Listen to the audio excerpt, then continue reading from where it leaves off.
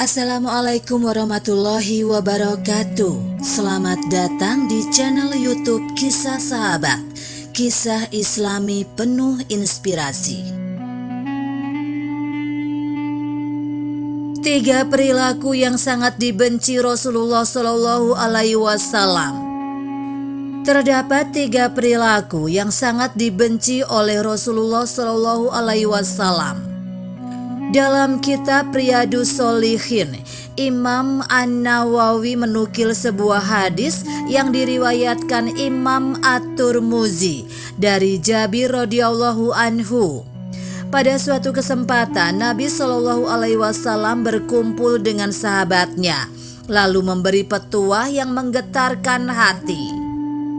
Sesungguhnya yang paling aku cintai di antara kalian dan paling dekat tempat duduknya denganku pada hari kiamat adalah orang yang paling baik akhlaknya. Dan sungguh yang paling aku benci di antara kalian dan paling jauh duduknya denganku pada hari kiamat adalah al-satsarun dan al-mutasyadihun serta al-mutafaihihun. Kata Rasulullah Shallallahu Alaihi Wasallam bersabda. Lalu para sahabat bertanya, "Ya Rasulullah, kami mengerti al-satsarun dan al-mutasyadihun. Tapi siapakah al-mutafaihihun itu?"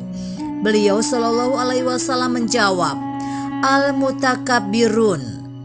Melalui hadis ini, Nabi Shallallahu Alaihi Wasallam hendak mengingatkan umatnya soal 3 perkara yang paling dibencinya, karena termasuk akhlak al-masmumah, perilaku buruk. Yakni, pertama, al-syarsyarun, orang yang banyak celoteh dan suka membual. Golongan pertama yang dibenci Nabi Shallallahu Alaihi Wasallam adalah pembual atau pendusta yang banyak cakap dan lagunya serta pandai pula bersilat lidah.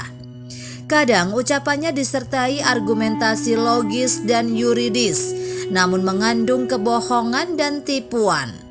Kalau bicara seenaknya, kurang menjaga adab dan menyela pembicaraan. Nabi Shallallahu Alaihi Wasallam berpesan, "Katakanlah yang baik atau diam." Hadis riwayat Bukhari. Jangan percaya kepada orang yang banyak cakap, tapi minim amal dan atau tidak sesuai dengan lakunya. Wahai orang-orang yang beriman, kenapakah kamu mengatakan sesuatu yang tidak kamu kerjakan? Amat besar kebencian di sisi Allah Subhanahu wa Ta'ala bahwa kamu mengatakan apa-apa yang tidak kamu kerjakan. Quran surat 61 ayat 2-3. Kedua, al-mutasyadihun, orang yang suka bicara berlebihan kepada orang lain. Golongan kedua yang dibenci Nabi Shallallahu Alaihi Wasallam adalah orang berlagak fasih dengan tata bahasa yang menakjubkan. Jika bicara bumbunya berlebihan hingga tidak sesuai kenyataan. Lihai dalam bertutur kata, tapi hanya ingin dapat pujian. Tidak jarang pula bahasanya indah, namun berbisa atau menghinakan. Dia pun susah melihat orang senang dan senang melihat orang susah. Dalam diri manusia ada hati atau wadah, akal atau pengendali, dan hawa nafsu atau keinginan.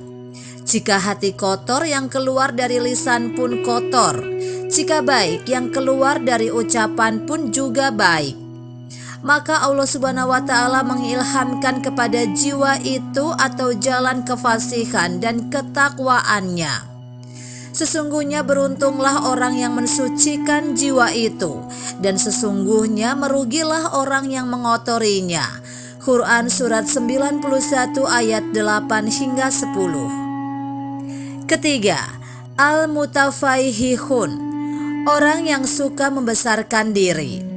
Golongan ketiga yang sangat dibenci Nabi Shallallahu Alaihi Wasallam yakni orang sombong atau angkuh. Kesombongan pertama adalah ketika iblis menolak sujud kepada Nabi Adam alaihissalam, lalu dia pun dikeluarkan dari surga. Quran Surat 5 ayat 29 hingga 35. Fir'aun yang mengaku Tuhan, Quran Surat 79 ayat 23 hingga 25, 28 ayat 38. Akhirnya ditenggelamkan di Laut Merah. Harun yang pongah karena harta kekayaannya, Quran Surat 28 ayat 76 hingga 82, dilenyapkan ke perut bumi. Raja Namrud yang menyetarakan diri dengan Allah Subhanahu wa Ta'ala justru dimatikan seekor nyamuk. Apakah kamu tidak memperhatikan orang yang mendebat Ibrahim tentang Tuhannya? Karena Allah Subhanahu wa Ta'ala telah memberikan kepada orang itu pemerintahan atau kekuasaan. Ketika Ibrahim mengatakan, "Tuhanku ialah yang menghidupkan dan mematikan," orang itu berkata, "Saya dapat menghidupkan dan mematikan." Ibrahim berkata, "Sesungguhnya Allah menerbitkan matahari dari timur, maka terbitkanlah dia dari barat." Lalu terdiamlah orang kafir itu, dan Allah Subhanahu wa Ta'ala tidak memberi petunjuk kepada orang-orang yang zolim. Quran Surat 2 ayat 258. Demikianlah kisah sahabat yang dapat kami sampaikan. Semoga bermanfaat dan dapat menginspirasi kita semua. Sampai jumpa di kisah selanjutnya. Terima kasih. Wassalamualaikum warahmatullahi wabarakatuh.